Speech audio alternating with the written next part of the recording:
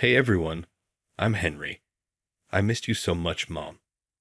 I stood at her grave, placing fresh flowers like I did every month since cancer had taken her 3 years ago. At 25, I never imagined managing our family home alone, but at least my software engineering job at Tech Solutions kept me comfortable.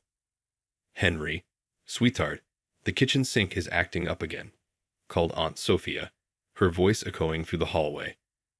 Since she and Uncle James had moved in 6 months ago, supposedly because he lost his job, they had become a near constant presence. A few weeks, she promised. Now, weeks had turned into months. I'm coming, Aunt Sophia. I sighed, heading to what felt less and less like my own kitchen. Our Mia is so good with household stuff. You know, she added as I tightened the pipe. She was just saying how lonely you must be in this big house. I'm not lonely, Aunt Sophia, I replied, maybe with a bit more force than necessary. Sarah and I are actually. That girl.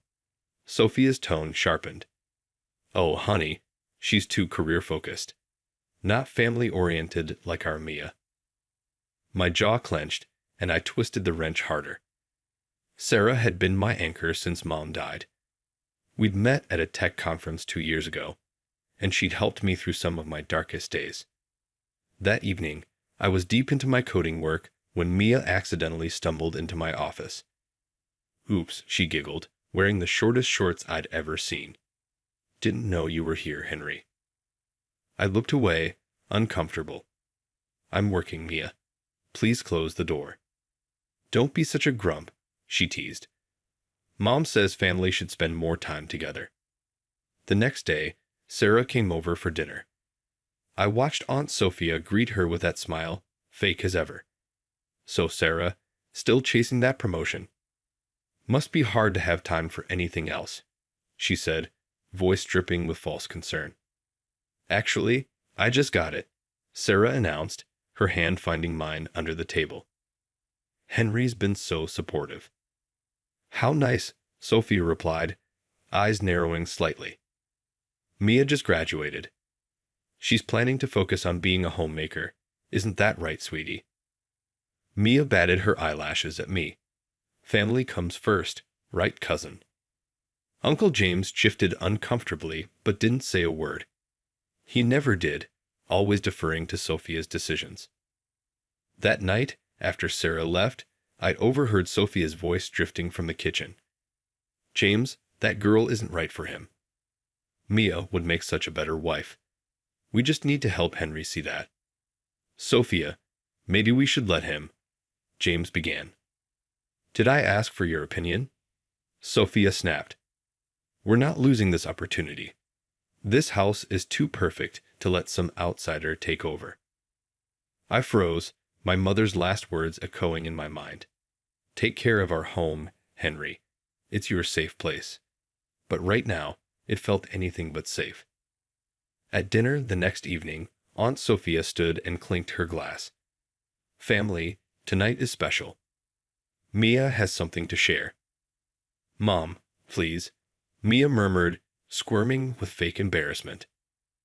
Our precious Mia has been in love with Henry for months, Sophia announced.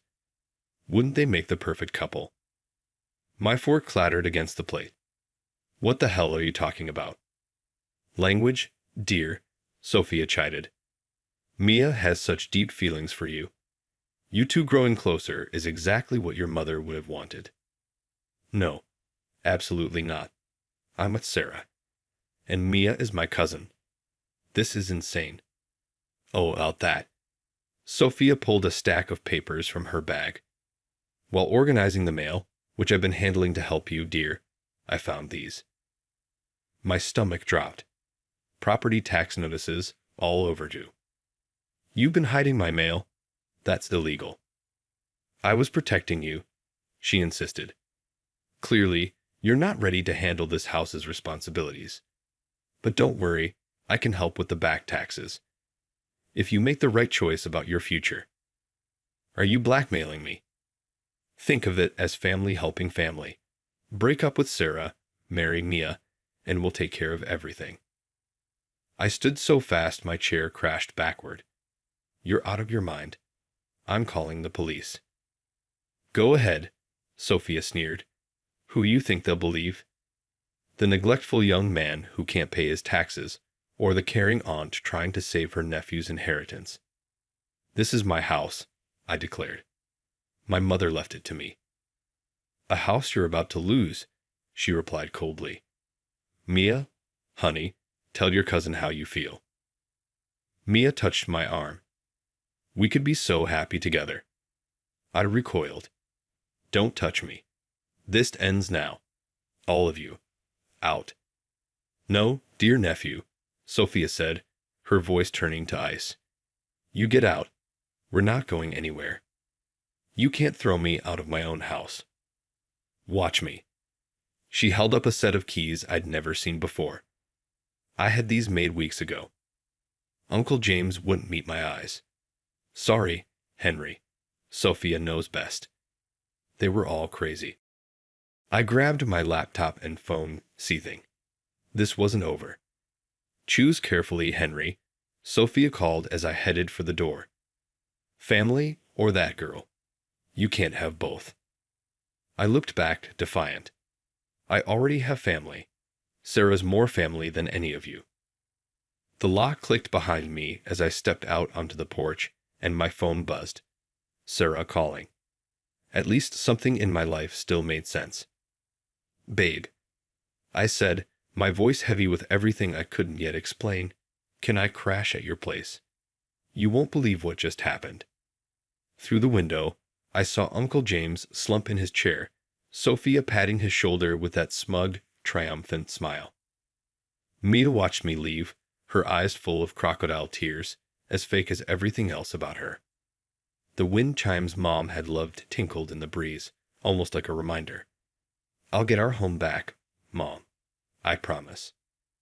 I was in David Wong's office within the hour, sitting across from him at the same desk where Mom had signed her will 3 years ago. Sophie is trying to steal my house, I told him. David put down his pen and looked at me with calm intensity. Slow down, Henry. Start from the beginning. As I explained, David flipped through files, his brow furrowing. Suddenly, he stopped cold. Henry, did you sign these property documents? What documents? I frowned, leaning forward. I haven't signed anything. David's face darkened. Someone's been submitting paperwork to transfer the house deed. These signatures look similar to yours, but... He trailed off, and my blood began to boil. She's been forging my signature. Hold on. David rifled through more papers. These date back months. Transfer attempts, tax documents, even a power of attorney form. Just then, my phone buzzed. It was Jennifer, my coworker. Henry, she said, sounding breathless, you won't believe what I found. I got into Sophia's laptop. I put her on speaker for David to hear. What's there, Jennifer? Emails. Tons of them, she replied. She planned this whole thing.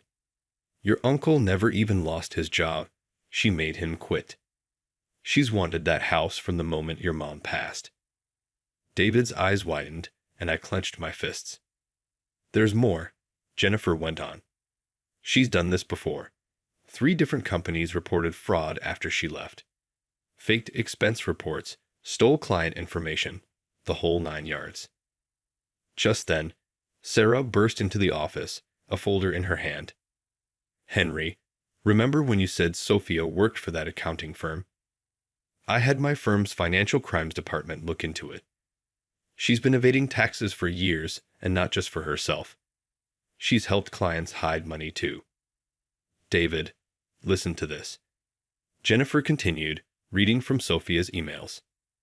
James, stop being a coward. Once we get the house, we'll flip it and split the profit. Henry's too knave to stop us.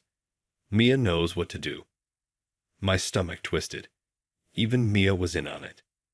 Sarah's eyes were fierce as she held my hand. Wait. David pulled out another set of files, his expression turning grim. Henry, it's worse than you think. Sophia tried this before, with your mother's sister, Jenny.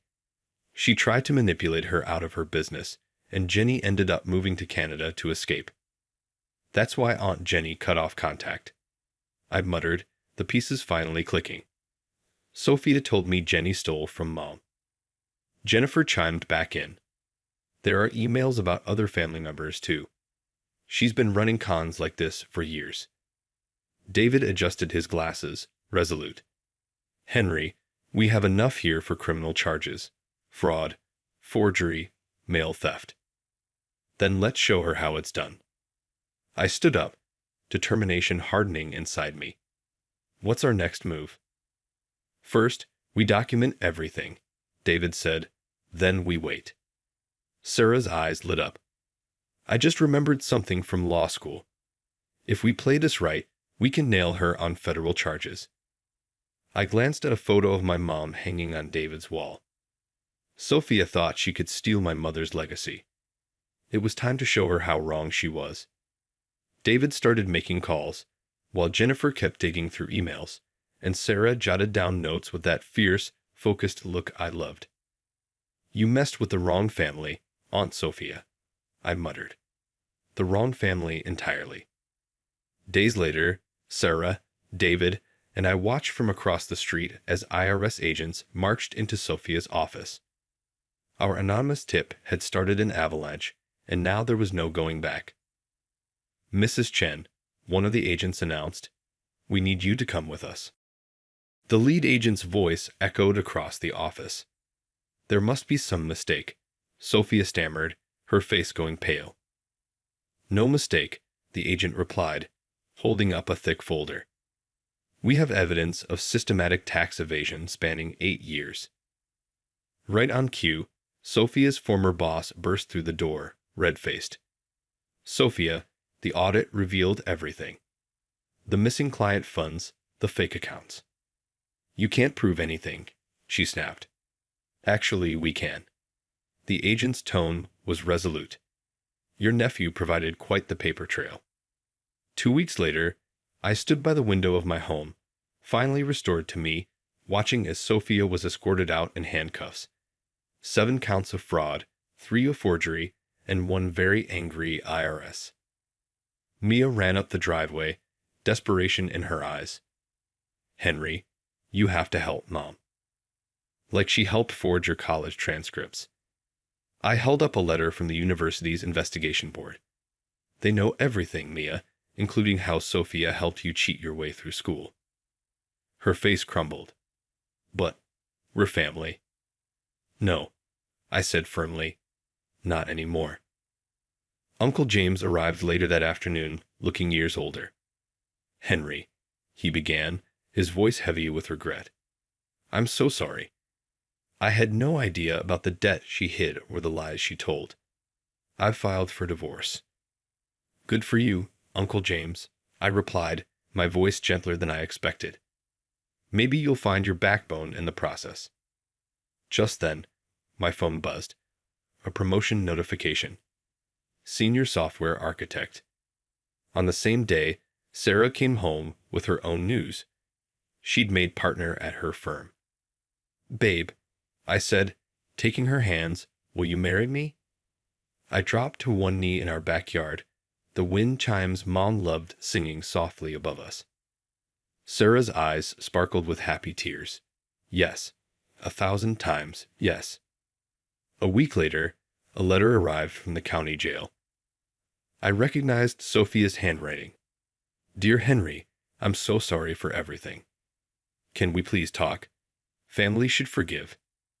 I dropped the letter into the shredder without reading further. The local newspaper summed it up. Local woman sentenced to 15 years for massive fraud scheme. Below that, a smaller headline read, University expels student in transcript scandal. Sarah hugged me from behind, her warmth grounding me. Your mom would be proud, you know. Looking around, I felt a profound sense of peace. The garden Mom loved so much was blooming again, vibrant and full of life. My coding setup hummed in the study, and Sarah's law books shared space with my engineering journals. This house was truly ours once more. Sophia had traded her designer wardrobe for prison orange, and Mia's future had evaporated along with her fake degree. They'd wanted my mother's house, but instead they got 8 by 10 cells. I turned to Sarah, grinning. Hey babe, what would you do if a family member tried to manipulate and blackmail you into marrying someone you didn't love? Would you expose them and cut ties completely, like I did, or try to keep the peace at your own expense? She teased. I think I'd do exactly what you did. Let me know your thoughts in the comments below.